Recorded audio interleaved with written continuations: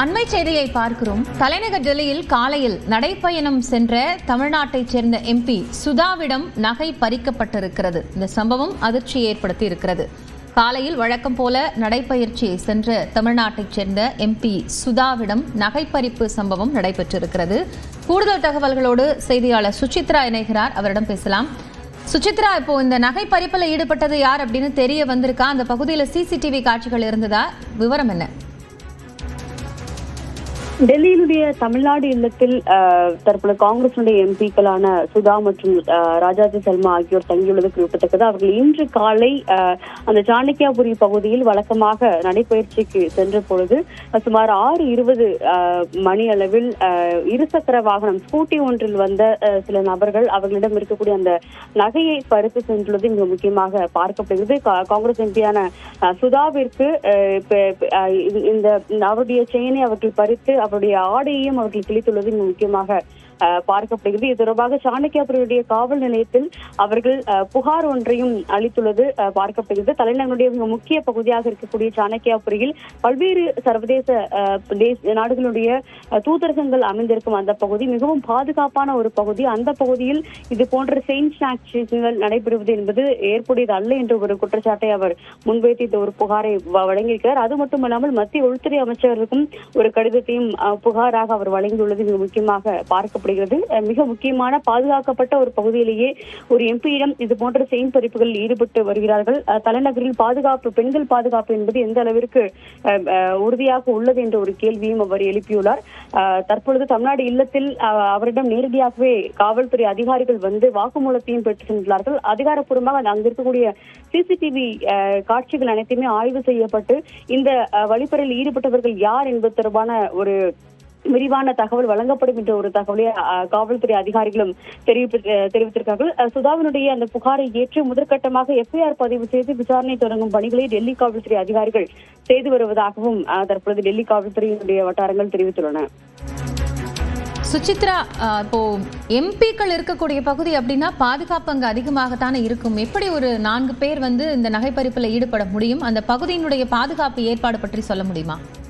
நிச்சயமாக. அதாவது சாணக்கியாபுரி பகுதி, அதாவது அந்த ஒட்டுமொத்த சாணக்கியாபுரி பகுதியுமே வந்து டிப்ளமேட்டிக் என்க்ளேவ் என அழைக்கப்படக்கூடிய ஒரு உயர்ஸ்தானியர்கள், குறிப்பாக பல்வேறு நாடுகளுடைய தூதரகங்கள் அமைந்திருக்கக்கூடிய அந்த பகுதியாக பார்க்கப்படுகிறது. சென்ட்ரல் டெல்லி, மைய டெல்லியினுடைய பிரதமர் இல்லம் மற்றும் அது மட்டுமல்லாமல் மத்திய அமைச்சர்களுடைய வீடுகள், அதன் பிறகு தூதரகங்கள் அமைந்திருக்கக்கூடிய இந்த பகுதியில் தான் தமிழ்நாடு இல்லம் உள்ளிட்ட பல்வேறு மாநிலங்களுடைய இல்லங்களுமே அமைந்துள்ளது. அதிகாலையில் வழக்கமாக நடைபயிற்சிக்கு செல்பவர்களுடைய அந்த எண்ணிக்கையும் அந்த பகுதியில் வழக்கமாக அதிகமாகவே இருக்கும். இருந்தாலும் அவ்வளவு ஆள் நடமாட்டம் என்பது, பொதுமக்களுடைய போக்குவரத்து என்பது அந்த பகுதியில் காலை இருக்காது.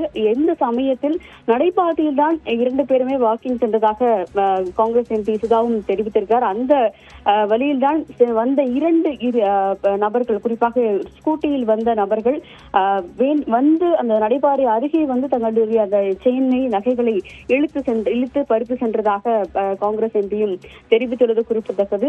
சிசிடிவி கேமராக்கள் அங்கங்கு ஒவ்வொரு தூதரகத்தினுடைய வாயில்களிலும் கடுமையான பாதுகாப்பு வீரர்கள் என்பது இருந்தாலும் இந்த பாதுகாப்பையும் மீறி இந்த ஒரு சம்பவம் என்பது நடைபெற்றுள்ளது என்பது அதிர்ச்சியை ஏற்படுத்தியுள்ளது.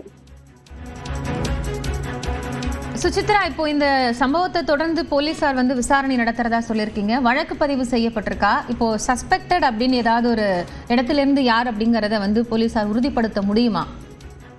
நிச்சயமாக. அதாவது அந்த சிசிடிவி கேமராக்களை ஆய்வு செய்த பிறகுதான் அந்த தகவல் யார் என்ன என்பது தொடர்பான தகவல்கள் வெளியாகும் என்ற ஒரு தகவலை டெல்லி காவல்துறை அதிகாரிகள் தெரிவித்திருக்கிறார். முதற்கட்டமாக எம்பி சுதாவினுடைய அந்த புகாரின் அடிப்படையில் முதல் தகவல் அறிக்கையை பதிவு செய்யும் பணியில் காவல்துறை அதிகாரிகள் ஈடுபட்டு வருகிறார்கள். சாணக்கியாபுரி காவல் நிலையத்தினுடைய அந்த அதிகாரிகள் நேரடியாக தமிழ்நாடு இல்லத்திற்கு வந்து சுதாவினுடைய அந்த வாக்குமூலத்தையும் அவர்கள் எடுத்து சென்றுள்ளது குறிப்பிட்டது. அது மட்டுமல்லாமல் அந்த பகுதியில் இருக்கக்கூடிய சிசிடிவி காட்சிகள், அதாவது சாந்தி பத் உள்ளிட்ட அந்த சாலைகளில் இருக்கக்கூடிய சிசிடிவி காட்சிகளையும் அருகே இருக்கக்கூடிய அந்த யூகே இங்கிலாந்தினுடைய அந்த ஒரு ஹை கமிஷன், அது மட்டுமல்லாமல் சீனாவினுடைய ஹை கமிஷன் உள்ளிட்ட அதன் வெளிப்பகுதியில் இருக்கக்கூடிய அந்த சிசிடிவி காட்சிகளையும் பெற்று உரிய விசாரணை என்பது நடத்தப்படும். அதன் பிறகுதான் இந்த இதில் ஈடுபட்டவர்கள் யார் என்பது தொடர்பான விவரங்கள் தெரிய வரும் என்ற ஒரு தகவலை காவல்துறை அதிகாரிகள் தெரிவித்திருக்கிறார்கள். ஆனால் அந்த ஒரு விசாரணையும் துரிதப்படுத்துவதற்கான ஒரு உத்தரவு என்பது காவல்துறை மேலிடத்திலிருந்து வந்திருப்பதாக கூறப்படுகிறது. நன்றி சுசித்ரா விவரங்களுக்காக.